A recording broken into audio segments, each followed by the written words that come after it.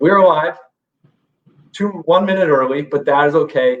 Hey everyone, my name is Jake Tonkel. I'm running for San Jose City Council here in District 6, and I'm talking tonight with Jose Magaña, San Jose Unified School Board Trustee, about educational equity gaps before and after COVID, as well as during. Welcome, Jose. Thank you for joining us. Thank you for having me, Jake. It's a pleasure.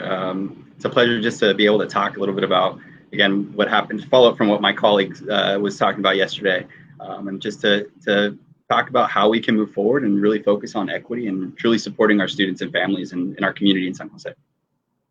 Awesome. Yeah, for those of you that didn't catch it yesterday, we had Brian Wheatley on, another member of San Jose Unified School District Board Trustee, and he talked a lot about the pre-COVID educational equity gap, things around funding for schools, etc. And so, Jose, I wanted to talk about, like, as COVID hit San Jose Unified, as it hit our community, what were some of the transitions you guys had to work with, specifically around getting resources to people that might have been in need them?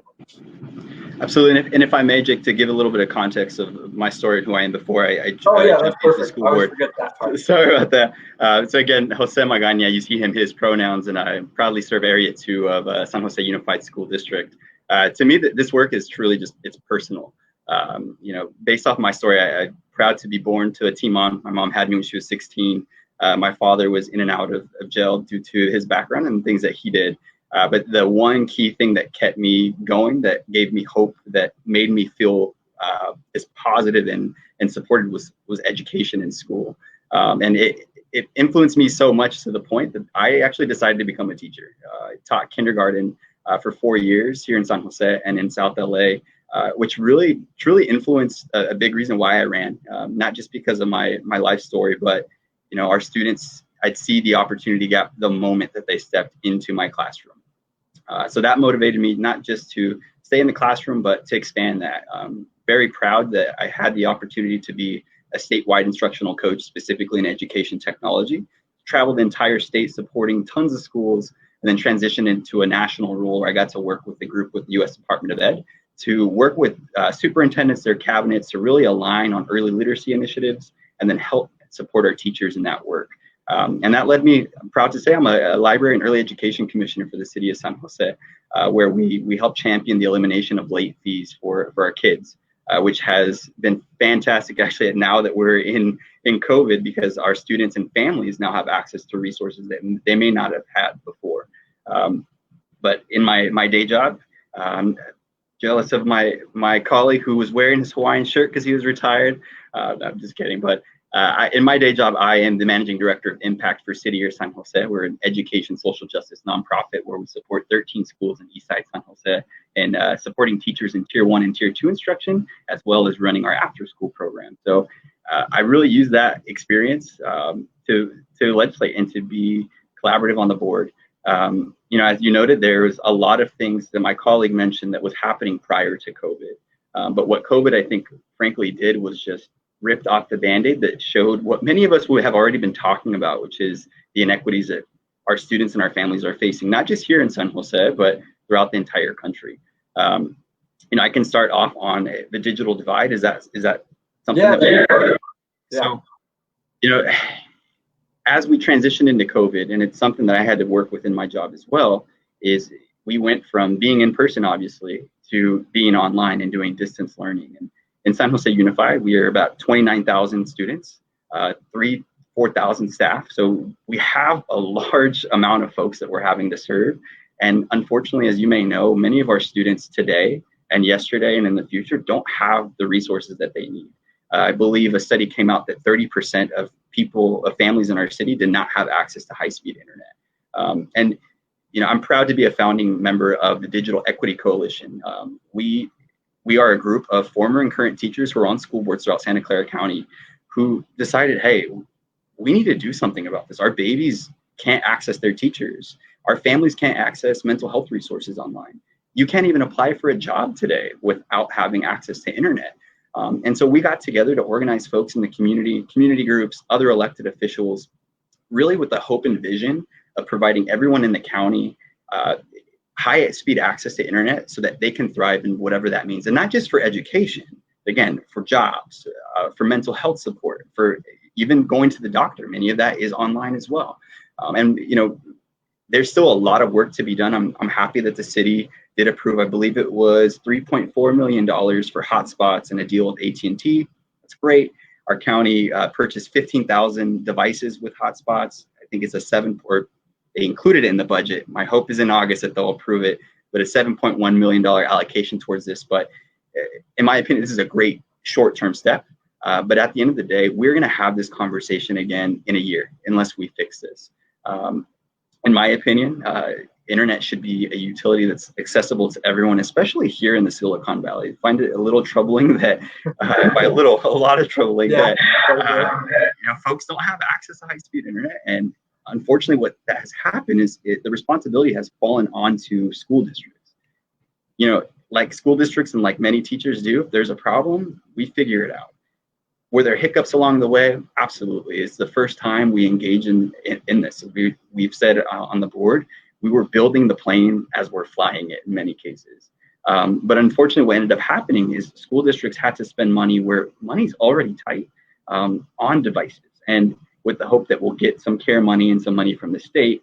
But now we're hearing that may be delayed. So it put a lot of burden on our school district. It put a lot of burden in terms of finances. And what COVID just frankly did, not just with that piece, it opened up also the food insecurities in our city. I'm thankful that our city partnered with San Jose Unified to expand our meal program, which unfortunately did end recently. Our meal program is only for children under 18 at this point, but we were able to feed, I want to say it was over 900,000 meals in a certain amount of period, which to me is fantastic. But then it goes to show that there's a lot of need. School districts are having to do a lot of the work of feeding our kids. And I can attest, as someone who grew up in a low-income household, without some of that food, it could make kids will go hungry. So frankly, the COVID has just really opened up, I think, what many activists in our community have already been talking about, but just put a more focus on it. And again, I think I'm excited to see what we can do from this. I know I heard Superintendent Chris Plunk from Eastside Union say it would be a disappointment, and I might be missing his quote, but it would be a disappointment if we did not take advantage of what we're in now to make sure that as we move forward, it will better, and we can improve things for not just our kids, but for our families and for our staff that we're supporting. Yeah, I'm getting ready to go, so see how this goes. Echo. No worries. I wonder, is that any better? Perfect. I just had to mute you for a second, and then I'll unmute you when I ask you a question, and we'll work it that way. But it's one of those pieces, right? The way the city and the school board interact, they're not in silos. What the city can do to help out, how we have families that are well off. It was something, Brian and I talked on over and over again yesterday. When families are doing well, their students do better in school. The school can focus on educating and doesn't necessarily have to focus on food or getting access to internet. I also think internet's a public utility. It should be available to everybody. One of the things that I think is interesting, and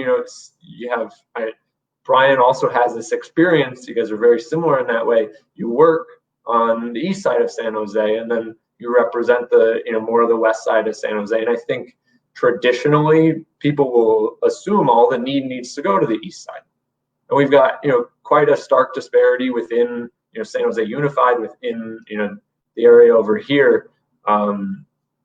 Wanted to let you speak a little bit about what you see as your experience working and then representing. Yeah, thank you. You said it right. Area 2 for my trustee area covers parts of the Rose Garden into Santa Clara, but then also on the other side of the 87. So in the north side neighborhood, Japantown, into where I live, Luna Park, north side, and downtown. You're right. Many of the times we do focus on various areas of the city when there is great need here. I'm very blessed to live next door to a staff member, a principal, who gives me updates quite frequently in terms of what we can do better, because frankly, many of our students in the areas that I'm representing, you named it, they're struggling with fear of their parents being deported, fear of where their next meal is going to come. Mental health issues are on the rise for our students in different ways too, whether it's dealing with those issues there or the pressure of trying to get into an elite college and things of that sort. So those are things that we have to balance. And I'll tell you firsthand, as a child who had to actually go to school the day his house was raided by police, I could not function. I could not really focus because I was thinking about home, thinking of my students that I supported then and think about now. It's really difficult to learn your letters when you're afraid of what could happen to your mom and to your mommy and your papi, based off their immigration status. So in our downtown area, we have some severe challenges. Families are struggling to pay for rent. Families are trying to pick, do we pay for rent or do we pay for internet? And if we don't pay for internet, then how do we do distance learning? How do we have these other accesses? So unfortunately, many of our families are being put in very difficult situations where it's a this or this, when in actuality, everything needs to be working together. And really my hope is that in my role as trustee and my colleagues can work with city, can work with the county, because it truly does take a village to do this, not just our school board members. And it takes intervention from the beginning. That's frankly why I did teach kindergarten, because I knew that if we can intervene as early as possible, that maybe, just maybe, we can do more and do better for our kids. But ultimately, as I said, it takes everyone. It takes everyone to work together to make this happen. And my hope is that I can continue to partner with folks like you and other school board members and other city council members to keep pushing this effort so that we can lean into the problem now again, so that we're not having the same conversation in 6 months, in a year. Because as a teacher, these are conversations I had then with my families. How do we get you resources? My day job for city, it's the same thing. How do we get these resources to folks as well? Yeah, and it's so strange that we're in this space and can clearly see, when this is going to hit us again in some ways, and then, what happens in the next pandemic, next natural disaster, next, shakeup for our community, economic downturn. Economic downturns come like every 10 years on a cycle. So one of the things I'm really focused on, I know you are as well, how do we actually solve these problems so that in the next 10 years, it's not something we're coming back and we're, busting our butts to try and fix again because there's a giant gap. For me, First Five education, I know has plenty of studies that are like 400% return on our tax dollars, making sure people, students, children grow up and are successful. And that's, I think, all any elected official, any community member, any parent ever wants is how do we make sure the resources are there so that our children can grow up and be successful. But I do want to, take that and shift the focus a little bit to, racial equity and racial justice in our schools. I know, San Jose Unified just passed this Black Lives Matter resolution. People are asking me all the time, do we have officers, on campus, and what do they do? And is that, coming out of the city's budget or the school's budget? I wanted you to speak to the resolution and then, thoughts you had about how to create an inclusive environment for students of color and Black students particularly.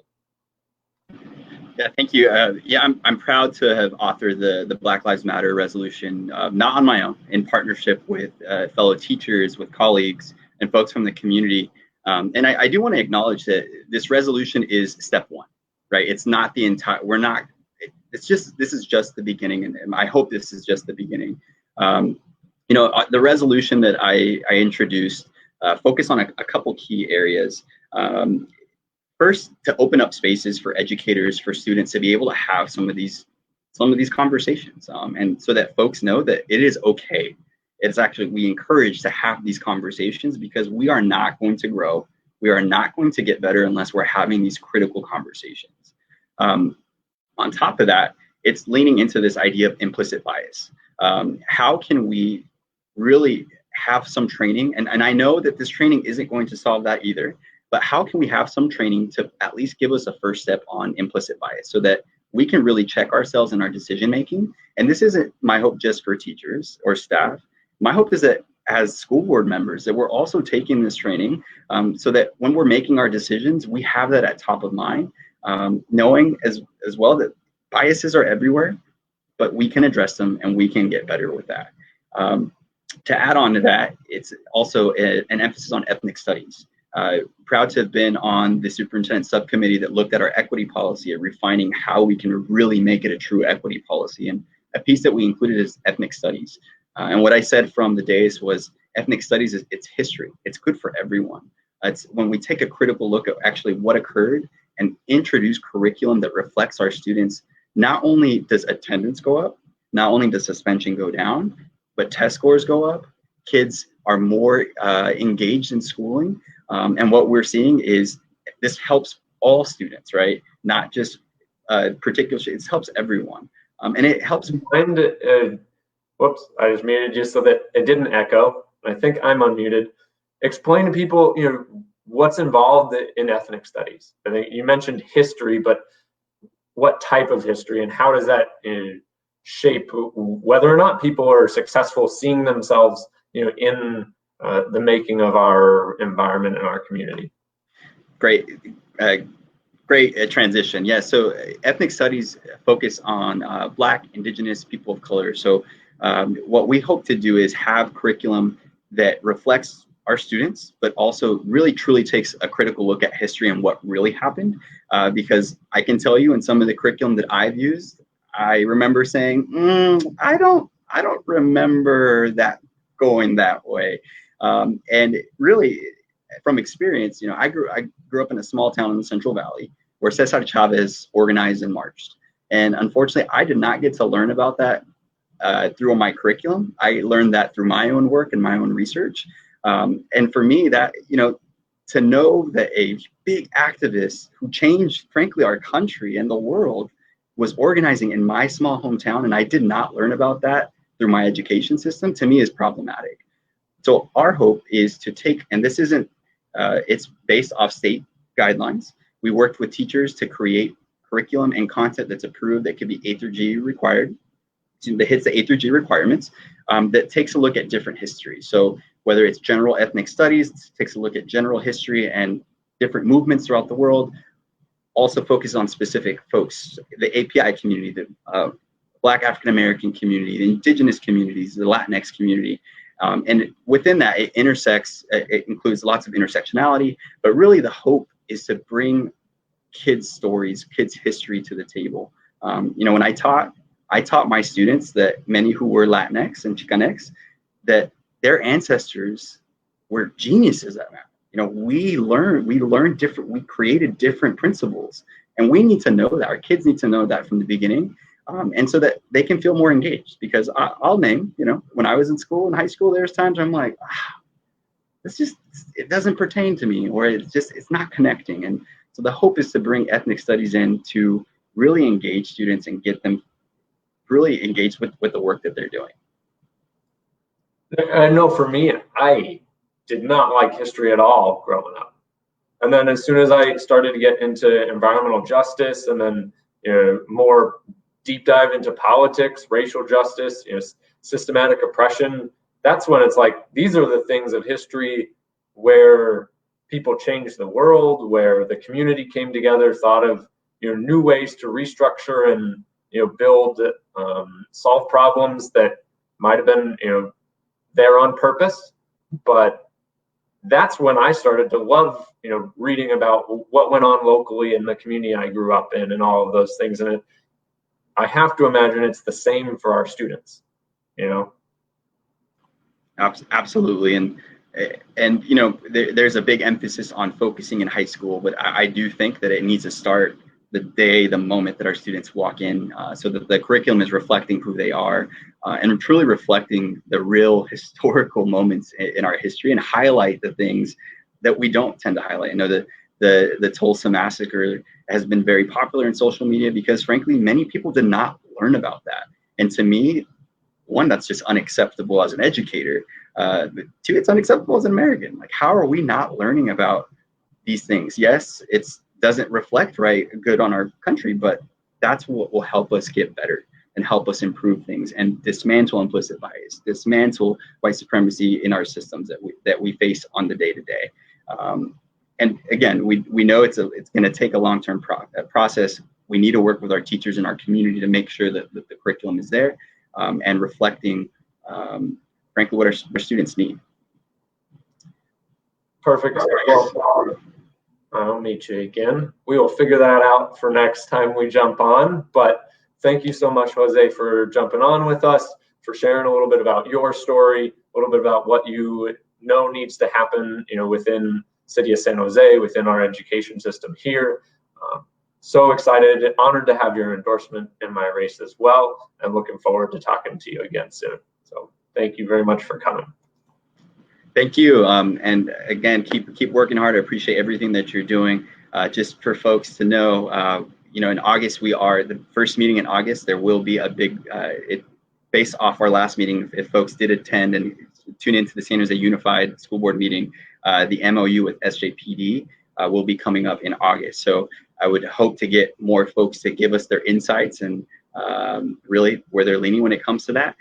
But my hope is that we can continue the momentum from our Black Lives Matter resolution to take resources back to our schools to ensure that we're focusing on things like wellness centers, mental health supports, and truly giving our teachers what they need to be successful in their work. Appreciate it. MOU for everybody at home that may not know what that is. Memorandum of Understanding. Thank you. It's a partnership. Yeah, it's just the previous agreement that we had with SJPD. Yeah. Thank you again, Jose. Talk to you soon, and everybody definitely tune in how Black Lives Matter and racial justice is working at the city and at our school levels. It's critical that we get involved, and I know everyone is kind of sheltered in place, so even better to make sure you're online, learning, educating, discussing white supremacy among your friends, colleagues, etc. This is going to be a tough problem for us, and we've put it on the shelf for far too long, and it's time we take it off and deal with it. So everybody have a good night.